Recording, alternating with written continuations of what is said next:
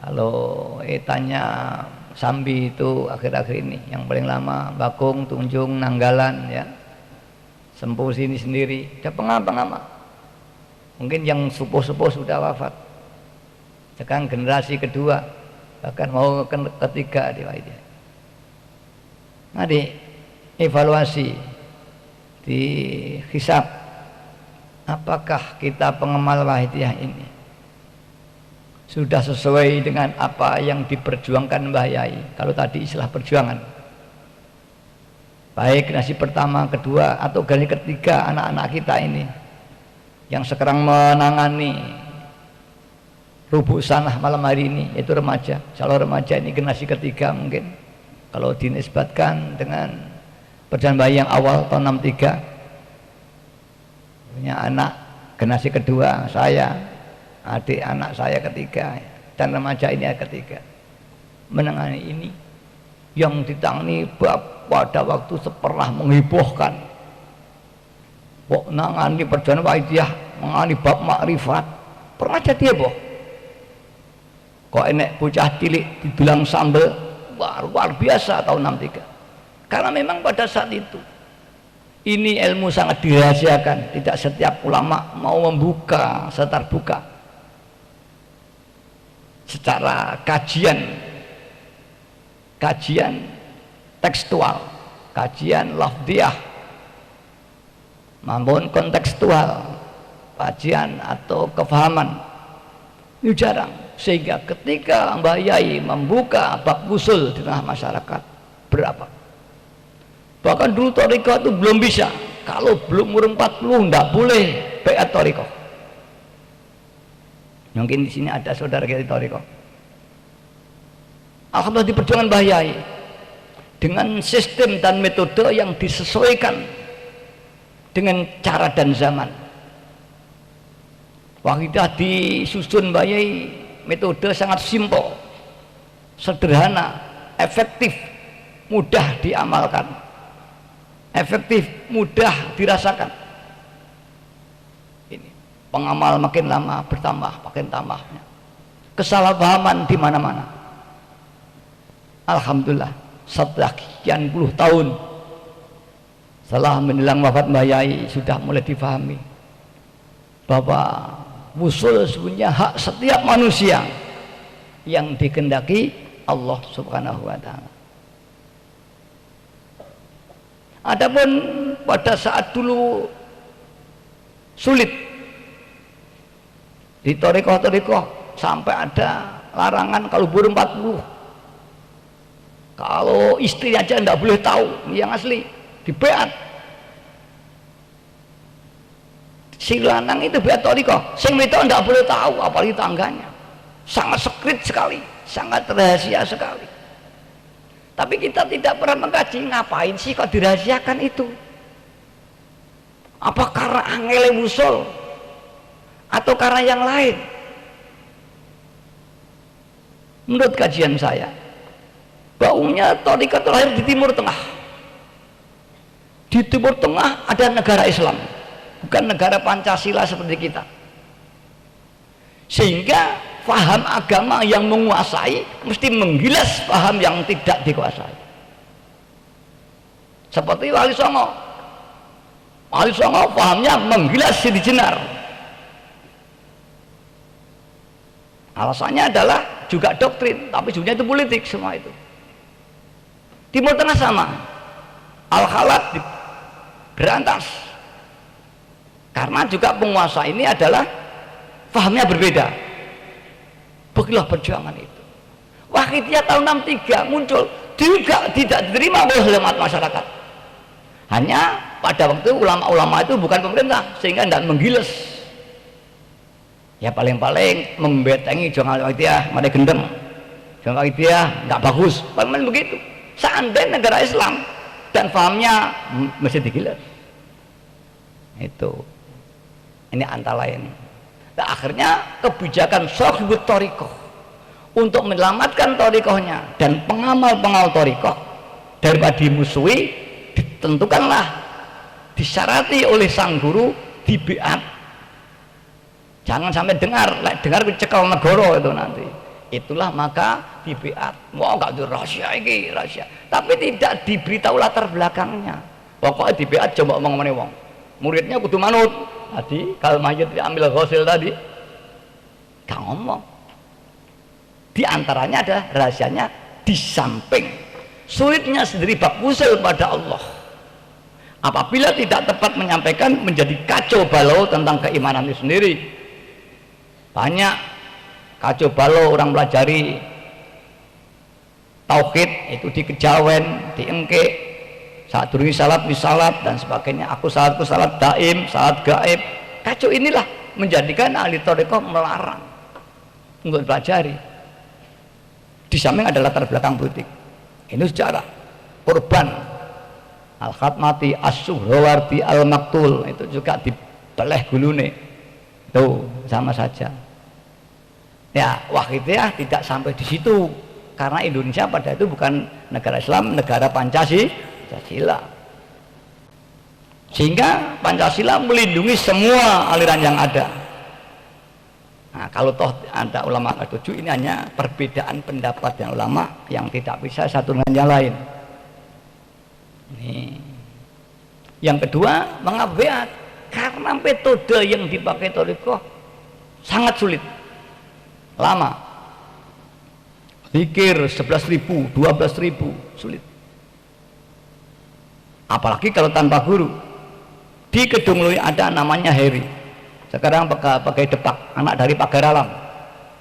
Dulu sebelum dewasa dia mondok di Tembuireng, dia sarjana tarbiyah, insya Allah tarbiyah, anak Pagar Alam. Pada saat saya safari ke Sumatera, di Pagar ada anak setengah stres. Saya tanya dengan masyarakat sana, oh ini dulu agak parah, ya agak gila. Apa? Sejarahnya dia mempeng zikir jahri, Allah Allah Allah, zikir jahri, ada lisan, ada kolbi. Ini thariqah zikir. Kalau kolbi siri wis gak enak lafal, ya. Lajik ngelafal jahri, Allah Allah temeneng ini. Itu lama sederhana ini masyarakat gitu. Anda mau ketemu saya, sebaiknya Anda berhenti membaca zikir itu karena kamu tidak punya guru. Sekarang diam, tidak usah membaca. Kalau mau ya Sayyidi ya Rasulullah, dan ya sembuh kamu nanti. Anak ini akhirnya mengikuti Kedung lu, dan di Kedung tetap kamu tidak usah menzikir sebelum sembuh. Terus hanya ya saya dibakan baca kamu itu wakilnya tidak perlu. Ya saya ditok, akhirnya sembuh anak. Sekarang pakai Depak. Nanti kalau ingin ketemu bisa di Kediri, apa dia punya sejarah itu. Karena sulitnya ini, karena apa? Banyak syaitan masuk. Maka waqsaruhum minal majrubin, ini kecampuran anak jinnya. Waqsaruhum, tapi ada yang enggak. Terkadang qad yakunu, terkadang ada yang tidak. Ya waqsaruhum, mesti walaupun keramat bagaimanapun, umumnya kecampuran. Karena apa? Orang jahat dan kadang jiwa tidak normal. Orang yang jangan normal jiwanya tidak mantap, mudah dimasuki jin. Orang susah gampang.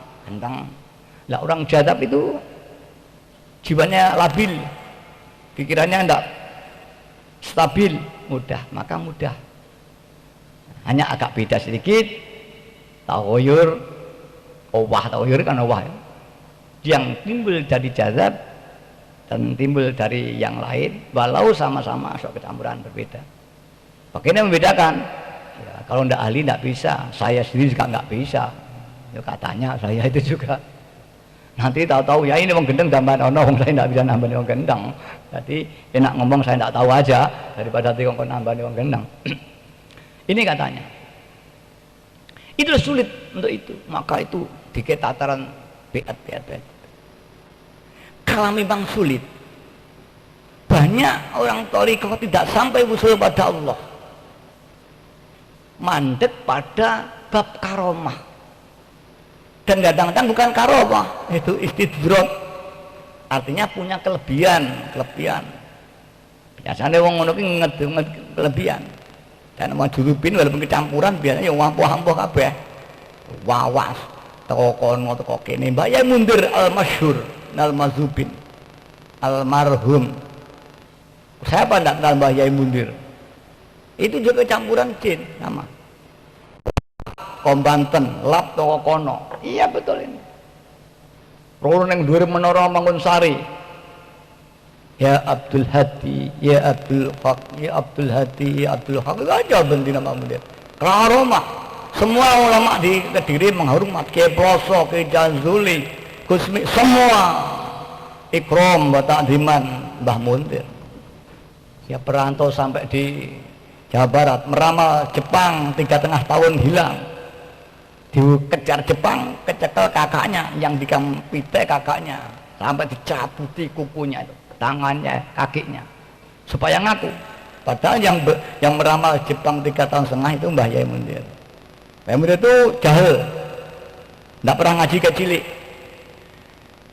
tapi wawas ilmunya laduni.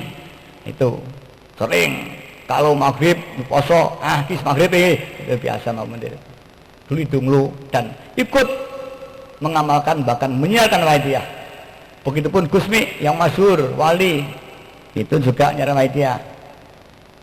Putake Ploso ini memang sulit, waktunya terus dikembangkan baik. Alhamdulillah, sulit apapun waidiyah mudah. Maka kenyataannya ada kan membaca waidiyah, ada kanak-kanak waidiyah, kanak-kanak toriko tidak pernah terdengar kita.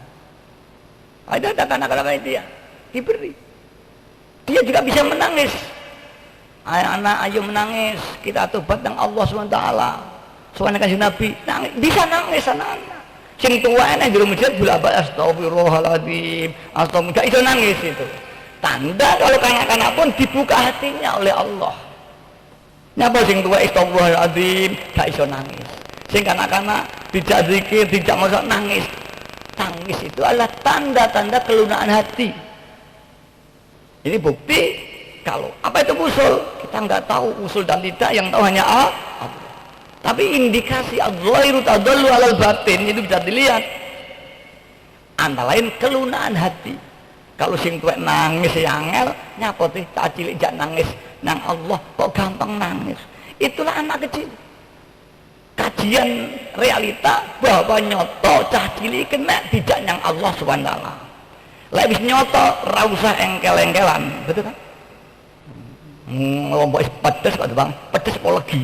Sudah makomnya bukan makom mujadalah, bukan makom muhasabah, tapi nyoto. Maka barang di makom mujadalah muhasabah itu barang yang belum nyata. Neraka enek moga. Kita membenarkan kalau wong di luar Islam ya tetap enek orang, apalagi PKI. Karena kita belum tahqiq. Saya Nabi Idris ya, Nabi Idris pernah neraka. Saya Nabi Idris, semua manusia ada yang tahqiq. Yang dikubur itu aja belum tahqiq kok. Cek nang alam makbaro, ya kan? Belum sampai neraka. Padang mahsyar belum tahu yang mati itu, apalagi sing urip. Hanya tahqiq bab mati, bab siksa kubur. Neng siksa neraka belum ada hisab, betul kan? Mati kubur ini belum tahqiq, neraka enak ibu bisa tahqiq. Siksa kubur yang dirasakan, belum siksa neraka, belum surga. Ya nikmat kubur aja, karena dihadiahi sing urip, yad'au lahu, maka dia merasakan. Ya nikmat kubur saja, belum nikmat akhirah ai al jannah atau an-nar. Itu yang mati, apalagi ada sing urip. Ranahnya yakin, milo lega dikei hidayah, yakin iku angel. Kon yakin rokok enek mulak-malik. Milo sampai diharamne belajar filsafat, ojo bahas filsafat.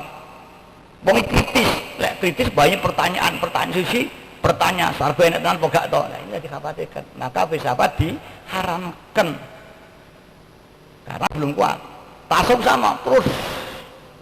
Zauqiyahnya nggak nutut, yang ada akalnya, mengejar terus.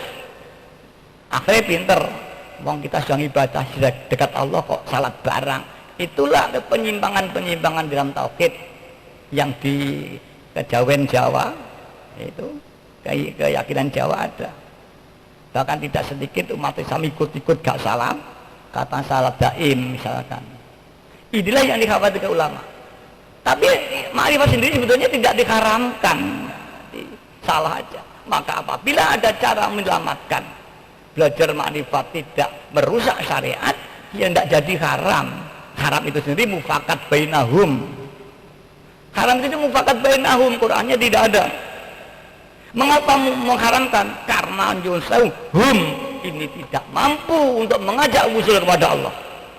Kalau bisa dia tidak hum tidak ada, maka hum minal arifin jadi ada mengharamkan, minal mursyidin tidak ada mengharamkan. Yang mengharamkan hum yang bukan mursyid. Bahkan mursyidin menarik bitorikotihi bukan ngaram, malah melo yang toriko.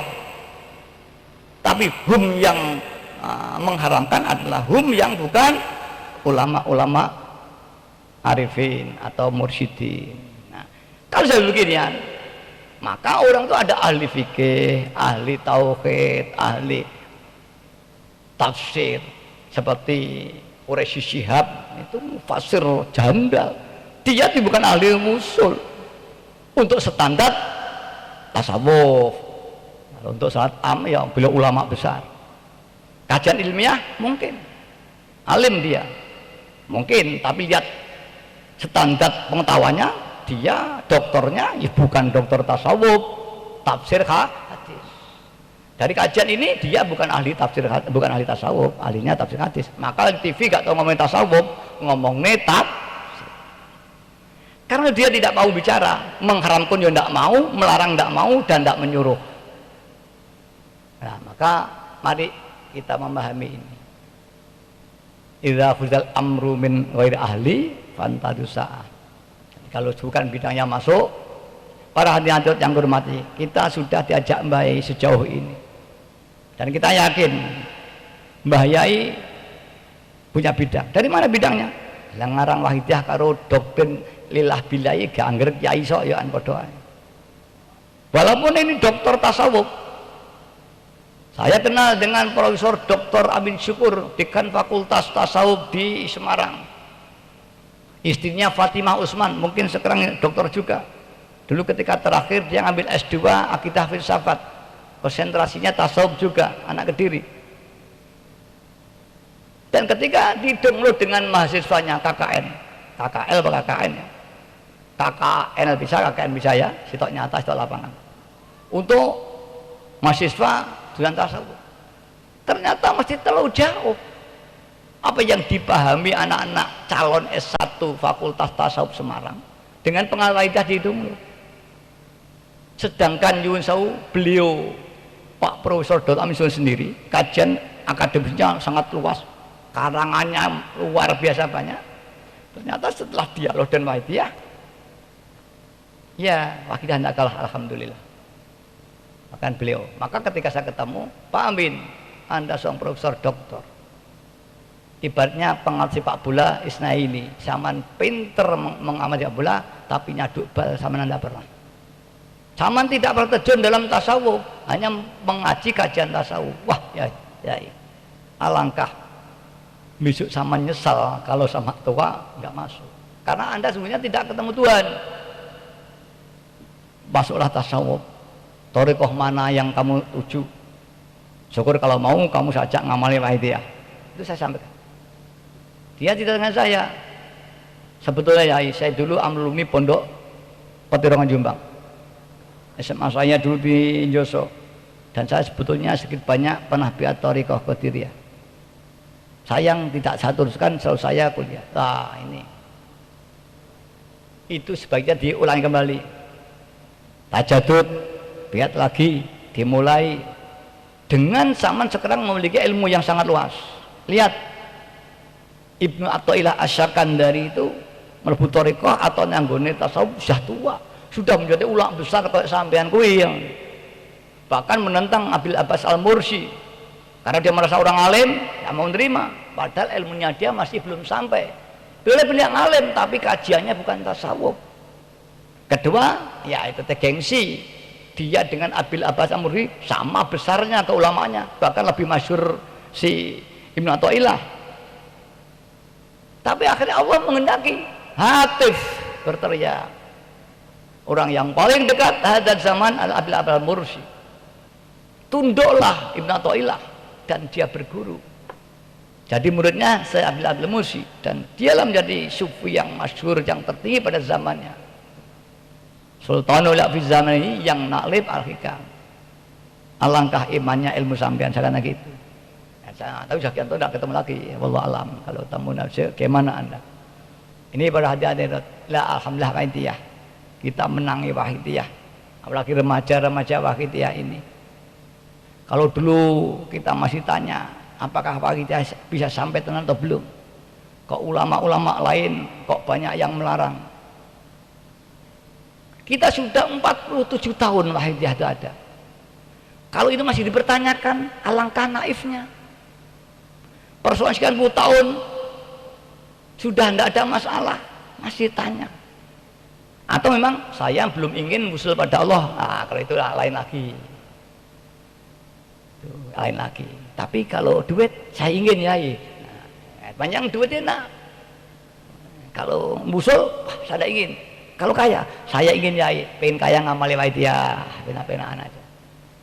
Mengapa? Kalau di thariqah, di tasawuf yang lain, doa untuk wusul pada Allah tersendiri. Kemudian sang murid ada kesulitan, wah guru, saya dicoba ekonomi saya macet, saya ada masalah. Baca yang ini, bukan dari awalan thariqah. Tanyakan suatu thariqah. Maka akhirnya si murid sementara mempeng amalan asma al-mu'azzam, apa ya latif ya latif, ya guni, apa ya fatahu ya rozaku ya kafi ya guni, apa ya latif sing 329 ping 329 cara Mbak Ma'ruf oke kowe. Akhirnya sing orang-orang thariqah mempeng iki karena pada ada kesulitan ekonomi, ngompong waqiah nariyah ngompong sampai sekian bulan nariyah ditinggalin thariqah. Kenapa? Ini dipisahkan antara hajat ilallah dan hajat dunia, dipisahkan. Barbaran akhirnya ngompong dek suke kayak uang dak didukun ampuh tamunya akeh thariqah suwira diwaca. Inilah banyak di tengah jalan mandek kabeh. Maafnya aja bisa dikaji itu mandek thariqah. Karena manusia di dunia memang penuh persoalan, kehidupan memang sangat kejam dan memaksa orang ini. Maka banyak saudara kita berhenti jadi dukun kalau kok ampuh, awas ini karena dipisahkan. Seperti tadi yang saya katakan Ki Gofur tadi kan bukan doa thariqah itu, nanti kan pada gurunya saja untuk ta'zim. Lambahnya Majid tidak, antara amalan usul kepada Allah Subhanahu wa taala dan urusan dunia atau kauniyah, bahasanya maknawi dan kauni. Maknawi itu keimanan, marifat, kauni ya misalkan diparingi keramatnya Allah atau fadlnya Allah, rezekinya jembar, paras lorone lek perlu iso ndongakne wong